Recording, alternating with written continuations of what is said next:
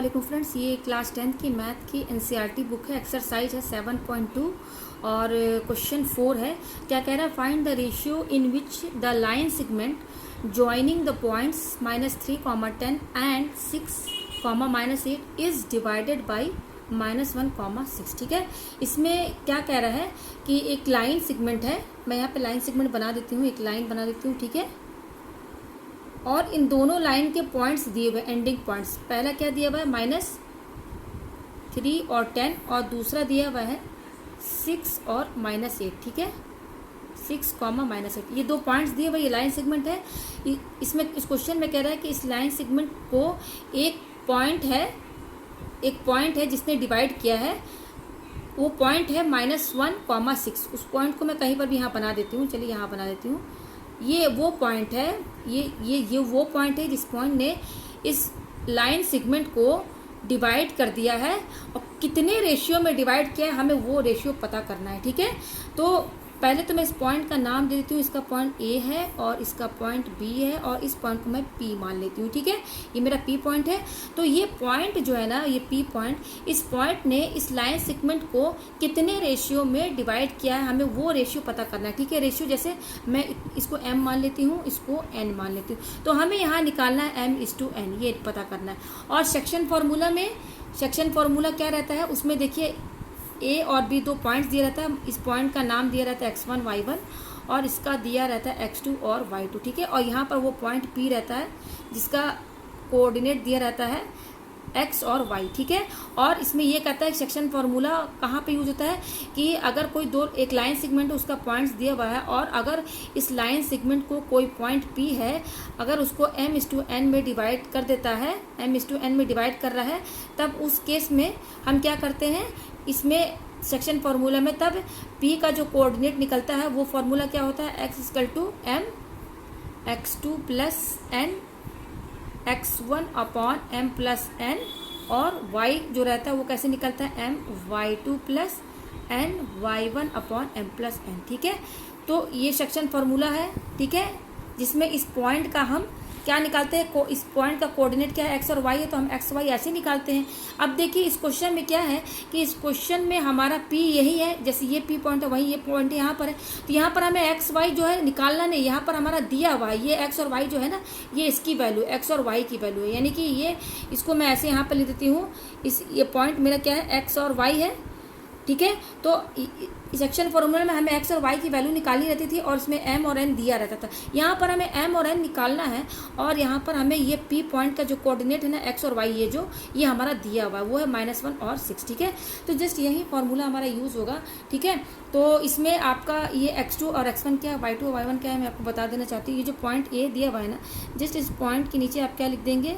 x1 और y1, और इस पॉइंट के नीचे लिख देंगे आप x2 और y2। ठीक है, और ये जो मेरा p पॉइंट है ना, -1 से दिया हुआ है, ये इस पॉइंट के नीचे आप यहाँ पर लिख देंगे। ये मैंने ऊपर लिख दिया है, ये पॉइंट का नाम है x और y। ये जस्ट मैंने लिख दिया ताकि ये फार्मूले में वैल्यू रखने के लिए आसानी हो। ठीक है, तो आप यही फार्मूला लगाइए, x = ये। तो ये देखिए, यहाँ पर x की वैल्यू क्या होगी? यहाँ पर x की वैल्यू देखिए यही होगी, ये -1 होगी, क्योंकि ये तो दिया हुआ है। तो जस्ट इस x की जगह आप -1 रखेंगे। = m तो हमें पता नहीं है, वही हमें निकालना है।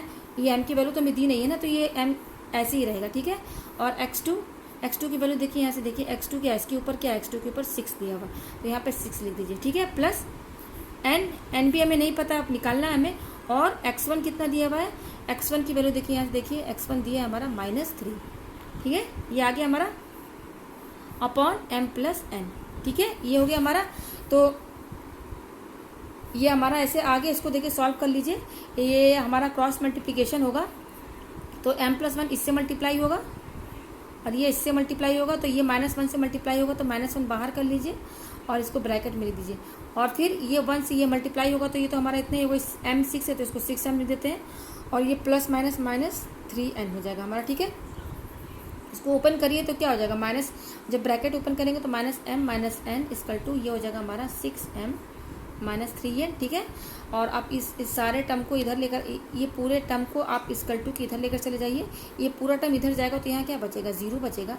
और ये तो यही टर्म यहीं पे रहेगी हमारी, बस इसको इसके सामने लेकर आना। तो जब ये टर्म इधर आएगा तो सारा साइन इसका चेंज हो जाएगा, यानी कि -m से +m, ये -m है तो +m हो जाएगा, ये -n है तो +n हो जाएगा।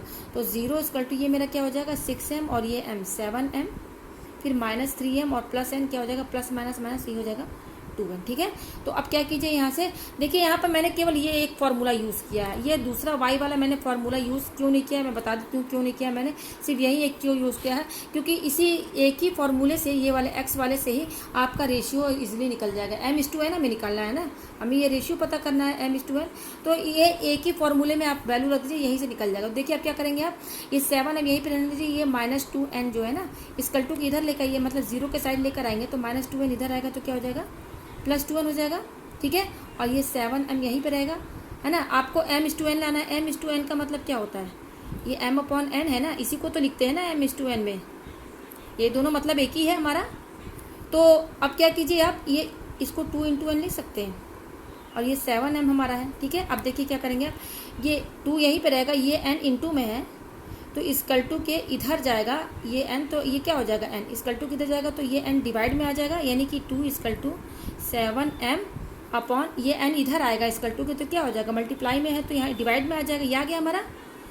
तो देखिए हमें क्या लाना है, m/n, m/n का मतलब क्या है, m/n ही हमें पता करना है ना। तो ये m/n देखिए हमें यहाँ मिल गया, और इसके साथ ये 7 मल्टीप्लाई में है, ठीक है।